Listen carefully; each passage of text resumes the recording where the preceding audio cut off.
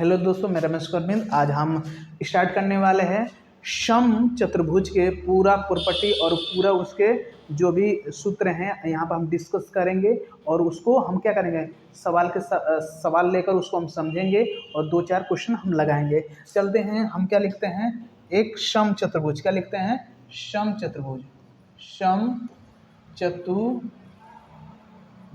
क्या लिखेंगे, सम चतुर्भुज। ऐसा में अब इसके बारे में हम समझते हैं ये होता क्या है। अब इसके मैंने एक फिगर ले लिया, देखिए ये आपका सम चतुर्भुज है।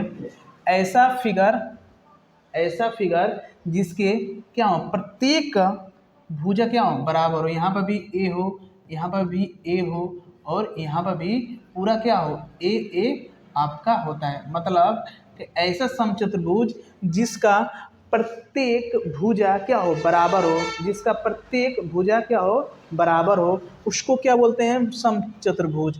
और इनके सामने इसके सम्मुख कोण या इसके सामने, उसको क्या बोलते हैं हिंदी में, करस्पॉन्डिंग एंगल का योग कितना होता है, 180 अंश होता है। ऐसा समझ में। तब इसके बाद हम चलते हैं, इसके पूर्ण रूप से हम समझते हैं। थोड़ा एक बड़ा फिगर ले लेते हैं, चलिए तो इसमें समझते हैं इसका क्या होता है। इसका प्रत्येक कोण क्या होता है, इसका प्रत्येक भुजा क्या होता है, समान होता है। क्या होता है, समान होता है, पहला पॉइंट। और उसका दूसरा, इसके आसन्न जो कोण होते हैं, आसन्न कोणों का योग कितना होता है। जैसे कोण ए हो गया, कोण बी हो गया, कोण सी हो गया, कोण डी हो गया, तो कोण ए प्लस कोण बी बराबर 180 अंश होता है। उसी तरह कोण बी प्लस कोण सी बराबर 180 अंश होता है। सी प्लस डी कोण बराबर 180 अंश होता है। अब कोण डी प्लस कोण आपका कोण डी प्लस कोण ए बराबर 180 अंश होता है। मतलब कि ए कोण और इस कोण का योग कितना होता है, 180।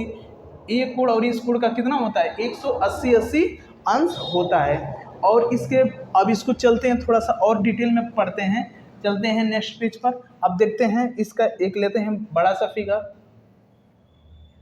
ऐसा में एक क्या है, आपका एक सम चतुर्भुज है। अब इसको समझते हैं, इसकी क्या है, प्रत्येक भुजा आपकी बराबर होती है। क्या होता है, बराबर होता है। ऐसा में और इनके जब विकर्ण होते हैं, जब एक दूसरे को विकर्ण को हम इस तरह डालते हैं तो क्या करते हैं, 90 अंश पर क्या करते हैं, 90 अंश पर इसको काटते हैं। 90 अंश पर क्या करते हैं, एक दूसरे को काटते हैं। और उसके बाद जब दो विकर्ण एक दूसरे को क्या करते हैं, एक दूसरे को हम डालते हैं तो एक दूसरे को क्या करते हैं, 90 अंश पर काटते हैं। तो इसका मान क्या है, आपका D1, इसका मान क्या है, आपका D2। ऐसे में जब इसको 90 अंश पर काटते हैं तो ये दो बराबर भागों में काटते हैं। क्या करते हैं, दो बराबर भागों में काटते हैं। मतलब कि इस भुजा की लंबाई और इस भुजा की लंबाई क्या होगी, बराबर होगी। और इस खंड की लंबाई और इस खंड की लंबाई क्या होगा, दोनों बराबर होगा। बराबर बराबर भागों में टूटता है, लेकिन इनके विकर्ण समान नहीं होते हैं। चलते हैं इसके, अब हम क्या निकालते हैं, इसको मान लेते हैं D1। तो मान लेते हैं हम यहाँ से एक फिगर लेते हैं। देखिए यहाँ से हम उठा लिए, जैसे मान ले A B C और D, इसका नाम कर दिया। इसको मान लें हम 0 है, तो यहाँ से एक छोटा सा हम भाग निकाल लेते हैं। उसका क्या नाम है, ले लेते हैं यहाँ से O ले लेते हैं, यहाँ से A ले लेते हैं और यहाँ से हम B ले लेते हैं। इसको मैंने D1 माना है, तो इसको जब हाफ करेंगे तो D/2 आ जाएगा। इसका करेंगे D2/2 आ जाएगा। बात है समझ में। और ये आपका भुजा, तो इस भुजा को निकालने के लिए ये क्या है, आपका 90 अंश है। तब पाइथागोरस प्रमेय से क्या निकाल सकते हैं, भुजा। तो भुजा का स्क्वायर बराबर D1/2 का स्क्वायर प्लस D2/2 का स्क्वायर हो गया। अब क्या करेंगे, भुजा का मान निकालेंगे तो क्या करेंगे, इसका क्या कर लगा देंगे, अंडर में कर देंगे। कोई दिक्कत, इतना आपको सारे चीज़ें आपको यहाँ पर समझ में आ गई। क्योंकि भुजा बराबर क्या होगा, अंडर D1/2, D1 हाफ 2 का होल स्क्वायर D2/2 का होल स्क्वायर हो सकता है। या इसको हम ऐसे भी लिख सकते हैं, देखिए भुजा बराबर क्या हो सकता है, 1/2 √d1 का स्क्वायर प्लस d2 का स्क्वायर। ऐसे भी इसको हम लिख सकते हैं शॉर्ट फॉर्म में। बात है समझ में। अब चलते हैं इसका क्षेत्रफल निकालने के लिए। इसका क्षेत्रफल निकालेंगे, क्या निकालेंगे, इसका क्षेत्रफल होता क्या है आपका, हम क्या करेंगे, हाफ करेंगे d1 मतलब कि पहला विकर्ण और दूसरा विकर्ण का हम जब गुणा कर देते हैं तो डायरेक्ट इसका समचतुर्भुज का क्षेत्रफल निकल जाता है। और इसका परिमाप क्या बोलते हैं, इसका परिमाप क्या होता है, परिमाप क्या होता है, जब हम चारों भुजाओं का योग कर दें, हम चारों भुजाओं का क्या कर दें, योग कर दें, तो हमें क्या निकलेगा, एक आपका 4a निकलेगा। 4a जो आपका समचतुर्भुज का क्या होता है, परिमाप होता है। इतना आप समझ चुके होंगे। और मैं देखिए ए आपका फार्मूला होता है आपका भुजा निकालने के लिए, जो आपका साइड निकालने के लिए फार्मूला होता है, क्या निकलता है, इससे साइड निकलेगी या इससे हमारा भुजा निकलेगा। इससे हमका समचतुर्भुज का क्या निकलेगा, समचतुर्भुज का क्षेत्रफल निकलेगा। और आप क्या करें, आप ऐसे भी कर सकते हैं कि यदि इस पर हम लंब डाल दें, क्या करेंगे, एक लंब डाल देंगे और इसकी ऊंचाई मिल जाएगी और इसका आपका आधार मिल जाएगा, तो उससे दोनों को गुणा करके भी हम क्या निकाल सकते हैं, आराम से क्षेत्रफल निकाल सकते हैं, उसमें नो डाउट रहेगा। ऐसे में अब चलते हैं नेक्स्ट क्वेश्चन पर, चलिए देखते हैं, चलते हैं। देखिए क्वेश्चन नंबर आपका ए दे दिया है, एक समचतुर्भुज का क्षेत्रफल ज्ञात कीजिए जिसके विकर्ण 16 सेंटीमीटर और 20 सेंटीमीटर है। सीधे से एक फार्मूला, एक फिगर ले लीजिएगा, यहाँ पर ले लीजिए, फिगर ले लिए। चलिए अब क्या है, इसकी भुजा ए अभी मैंने जस्ट इसको पूर्ण रूप से एक्सप्लेन करके दिखाया है। तो इसका क्षेत्रफल निकालने के लिए क्या करेंगे, हम क्षेत्रफल लेंगे प्लस हाफ करेंगे d1 इंटू d2। तो हाफ d1 का मान कितना है, 16 सेंटीमीटर, d2 का मान तो काटिए 8, कितना होगा 160 सेंटीमीटर स्क्वायर। तो निकल जाएगा कितना आपका 160 सेंटीमीटर स्क्वायर। आपका ऑप्शन नंबर 3 एकदम सही है। चलते हैं नेक्स्ट क्वेश्चन की तरफ। देखिए नेक्स्ट क्वेश्चन की तरफ, इसको आप लगाइए, एक बार इसको आप लगाइए। चलिए इसको आप घर पर लगा लीजिएगा, ऐसे में होम लगा लीजिएगा, अंदर में इसको लगा दो। चलते हैं नेक्स्ट क्वेश्चन पर। देखिए नेक्स्ट क्वेश्चन आपका ए है कि एक समचतुर्भुज का परिमाप 120 मीटर है, किन्हीं दो समांतर भुजाओं के बीच की दूरी 15 सेंटीमीटर, तो समचतुर्भुज का क्षेत्रफल ज्ञात कीजिए। जैसे अभी मैंने जस्ट इस चीज को चर्चा किया है कि ये क्या है, ये आपका समचतुर्भुज है, क्या है, समचतुर्भुज है। हो गया, इसको थोड़ा सा ले लेते हैं, यहाँ पर बना लिया, हो गया ना। चलिए इसी को रन देते हैं, ऐसे कर लेते हैं।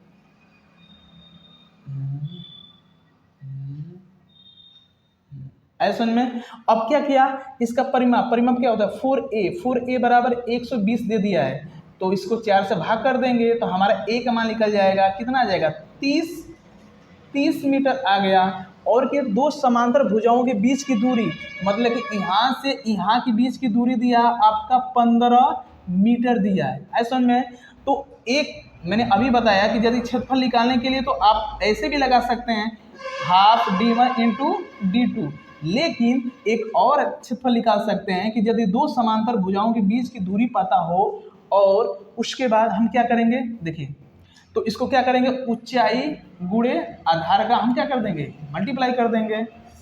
बात है समझ में, सही है, देखते हैं।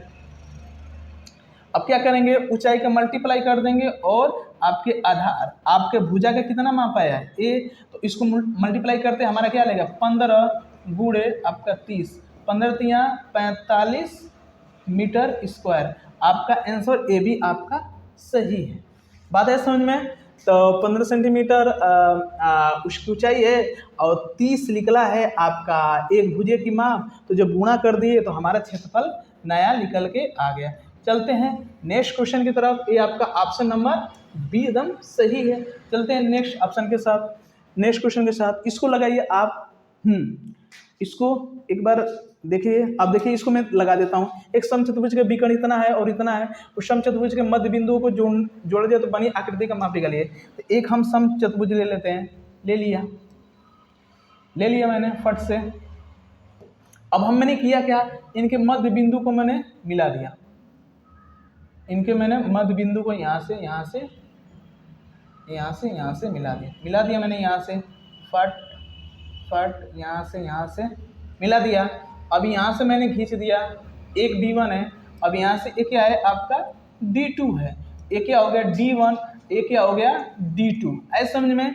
अब जो बनी हुई आकृति है जैसे ABCD इसको मान लेते हैं, तो इसकी हमें निकालना है। देखिए D1 का मान दे दिया है आपका 12, हाँ D1 मान लेते हैं, इसके D2 का मान दे दिया है D1 का, हाँ चलिए इसको 16 सेंटीमीटर है और इसका 12 सेंटीमीटर है। तो यदि ए भुजा है तो इसके पैरेलल, ए पूरे यहाँ से भुजा है ना, इसके पैरेलल कौन सी भुजा है, ए भुजा है, तो इस भुजा का AD भुजा क्या होगा D1 का हाफ होगा।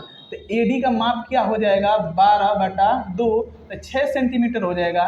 तो यहाँ से इस भुजा का माप कितना होगा 6 सेंटीमीटर, तो AB आपका क्या हो जाएगा 6 सेंटीमीटर, ऐसा समझ में। इसी तरह D2 को देखिए, तो यदि D2 चाहे AB भुजा चाहे CD भुजा, तो D2 मतलब विकर्ण 2 का आधा होता है, तो विकर्ण 2 बराबर क्या होता है 16, इसको भाग करेंगे तो ये कितना हो जाएगा 8 सेंटीमीटर। तो मतलब कि यहाँ से आया आपका 8 सेंटीमीटर, यहाँ से भी आया आपका 8 सेंटीमीटर। आपको पूर्व से समझ में आ गया होगा, क्योंकि इस बड़ी भुजा का ए आधा होता है और इस बड़ी भुजा का ए आपका आधा होगा।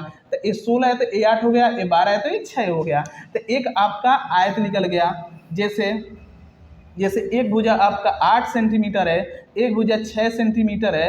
अब दोनों का हम गुणा कर देंगे तो जो मध्य में मिली अब बनी आकृति है उसका क्षेत्रफल निकल जाएगा। तो 8 6 48, लंबाई गुणे चौड़ाई होता है 48 क्या होगा सेंटीमीटर स्क्वायर, 48 सेंटीमीटर स्क्वायर आपके ऑप्शन नंबर 2 में सही है। सुनने समझने के लिए धन्यवाद। यहीं तक मैं अपना लेक्चर डाउन मतलब एंड करता हूं, और इसको पूर्ण रूप से समझ लीजिएगा, एक बार देख लीजिएगा।